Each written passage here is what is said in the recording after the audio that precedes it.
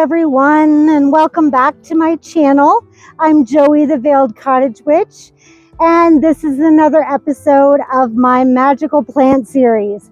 And I am so excited because this is the episode I've been waiting to film. We are finally going to talk about my favorite plant in the entire garden. We're going to talk about my personal plant spirit ally, Mugwort. This magical beast right here. This plant has a special place in my heart. I use this plant as my ally more than any plant in the garden, in my cabinet, in my life. Than I use anything. I will probably talk more about this plant than I talk about any other plant. So, get ready to hear me talk about it ad nauseum. So, without further ado, meet Mugwort, and I call him Muggy as his nickname. So, a little story. I could not get Mugwort to grow when I first started him as a seed. There were a couple failed attempts. And as a little potted plant, as a little seedling, I could not get him to grow. And it was so frustrating because I really was called to work with Mugwort. I'd heard about all the medicinal and magical benefits, and I was bound and determined. And finally, I got him to grow. And I got him to grow from the seedling to the pot, and then I put him in ground. And it was about this big. And now it reaches all the way from my oregano, all the way to, you can't even see in the shot, it's all the way over to my angelica. It's huge, and I'm so happy because I utilize this plant more than anything in the garden. So, to the correspondences. The element is earth and sometimes air, but I feel a very earthiness to it. You'll see both correspondences. The gender is feminine, the planet is Venus, and the day of the week it's most potent is Friday. So its Latin name is Artemisius vulgare. Its folk names are Artemis herb, Artemisia, felon herb, muggins, naughty man, old Uncle Henry, sailor's tobacco, St. John's plant, and cronewort. So let's dive right in with the folklore because I have tons, as you probably suspected. So the name is derived from mug because it used to flavor beer before we used hops. And some say the name comes from mote, meaning moth or maggot. And in ancient times, mugwort would deter insects. Probably does now. I don't see any bugs crawling on it, hardly ever. Maybe a couple of times in towards midsummer, it gets to the leaves, but not very often.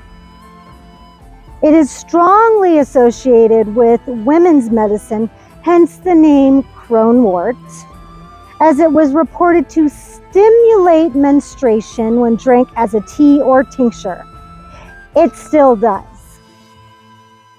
That is not a myth. That is straight up what it does. So the name St. John's plant comes from the association with St. John in medieval times, as it was believed that John the Baptist wore a girdle of mugwort during his wandering through the wilderness for protection both physically and spiritually. Interesting. And in Roman times, a leaf of mugwort, when placed in a shoe, would allow a man to journey 40 miles before noon and not be weary. Yeah. And it was once thought that carrying mugwort would prevent you from being harmed by poison, wild beasts, or sunstroke. I wouldn't test that theory. Don't, be safe, be safe. In a building, it was thought that mugwort would prevent elves and evil from entering. And bunches of the herb were used in Japan to exorcise spirits of disease. In China, it was hung over doors to keep evil spirits from entering buildings. We see a theme here, right, of protection from evil and protection from thieves and disease.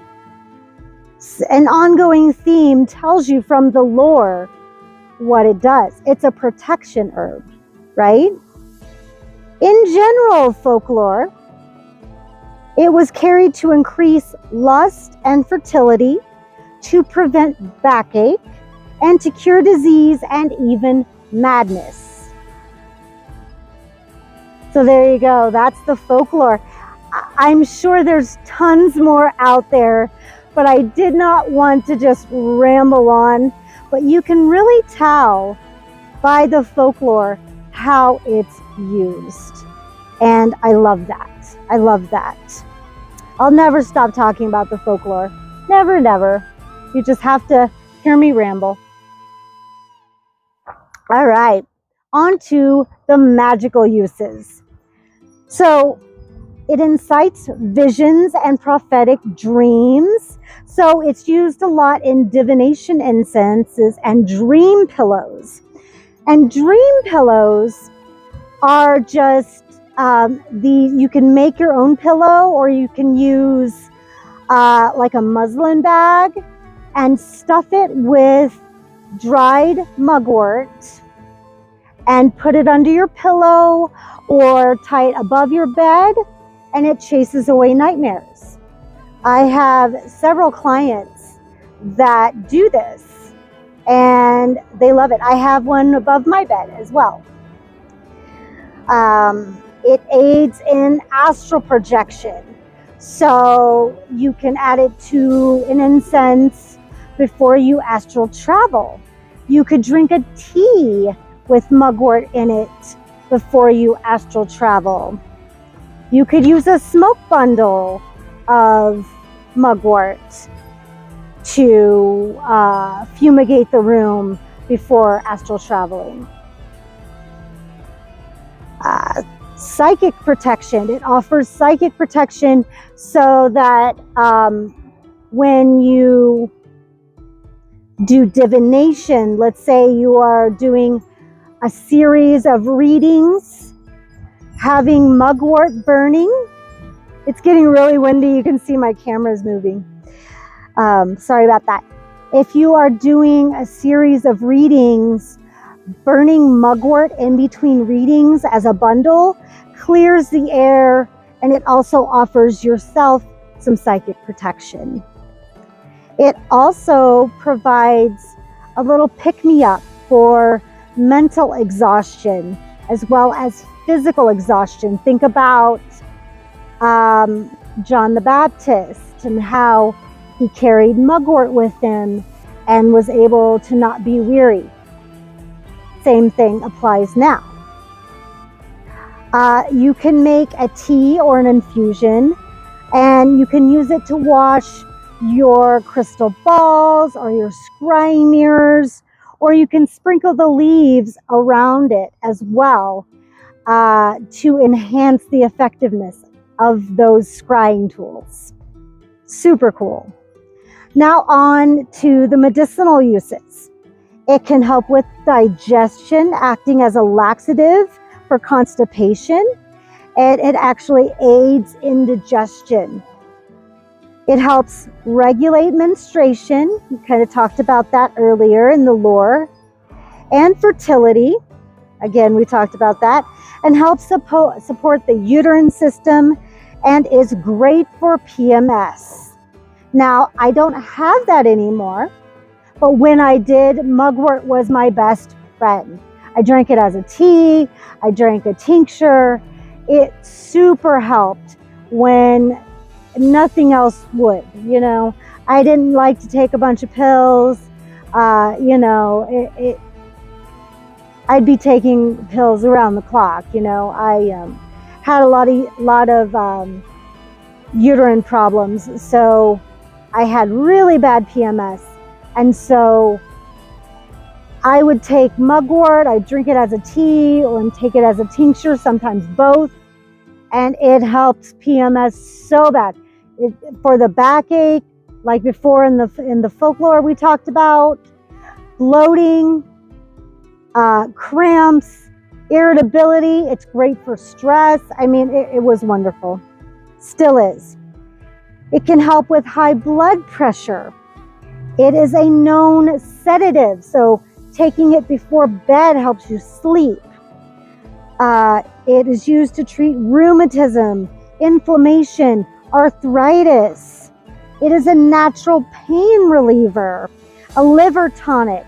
It can help stimulate appetite. It's great for travel sickness, stomach acidity, anxiety, and stress. You guys, the list goes on and on. I cannot, it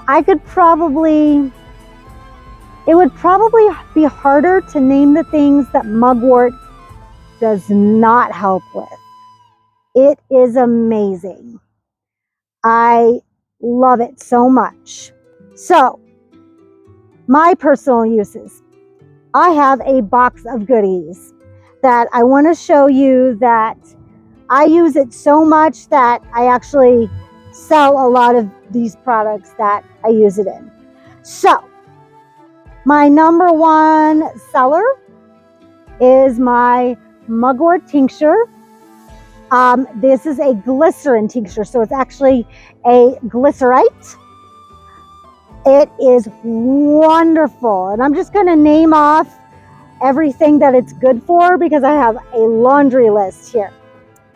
So, PMS, irregular menstruation, high blood pressure, sleep, constipation, liver tonic, arthritis pain, inflammation, low appetite, indigestion, diarrhea, travel sickness, stomach acidity, anxiety, and stress. 2 dropperfuls in your coffee in the morning or your tea in the afternoon, whatever, or just 2 dropperfuls under the tongue, you're good to go. $13 on my website. I also use it in my flying ointment. I infuse it with sandalwood, bay leaf and wormwood and poppy seeds and yarrow. And then I add sandalwood oil, mugwort oil, and yarrow oil in this. And it's kind of pretty. Yep. And then you just, before you astral travel or deep meditation, trance, whatever you do, you're going to anoint your temples, maybe your third eye, maybe underneath. You know, you want to test it, make sure it doesn't aggravate anything, of course. And yeah, and then go on your little adventure. Love this product. And then I also have my homegrown, and this I bundled myself. I do all my bundles. Mugwort smoke bundles. When you burn it, it smells just like sage. But this is really good for psychic protection and clearing. I love my mugwort bundles. If you see them in the store, they're usually labeled as black sage, but it's mugwort. Love my mugwort. And then it's in my divination incense, my loose incense. And then it's also in my protection incense, of course. And in my banishing spell powder. Yep. And it's also in my best-selling anointing oil, Hecate. So there's some promotion for you, but for my personal use that I don't sell, it is in my anti-anxiety tea. It's also in my astral travel incense that I call my witch's broom. And yeah, I can't say enough about mugwort. I hope she never dies, because I would be lost. I don't know what I would do, because it does so many things. It's like a cure-all. I love it. I love it. You know, if somebody says, well, I need an herb that does this or that or whatever, I always go to mugwort. It's that way. So, as always, go to theveiledwitch.com to purchase my herbal products. You can also book services or request classes there as well. Make sure you use the code word all caps veiled to get free shipping. Oh, pretty butterfly. Oh, that was a good sign. To get free shipping in the US, code word veiled, all one word. And then I think that's it. I got distracted by the butterfly. I'm such a dweeb. Anyway, that was mugwort. Tell me in the comments how you use mugwort, and you know, some of the things that you use it in. If I haven't mentioned, please let me know. You know, I'm always looking to expand how I use it, because I can't get enough of it. So start that conversation down at the comments. If you like this video, make sure to give it a thumbs up. Share it with your friends. Subscribe if you like this channel and want to see more. You know, get the word out. Yeah, for sure. In the meantime, live your best life and live for yourself. And I'll see you in the next one.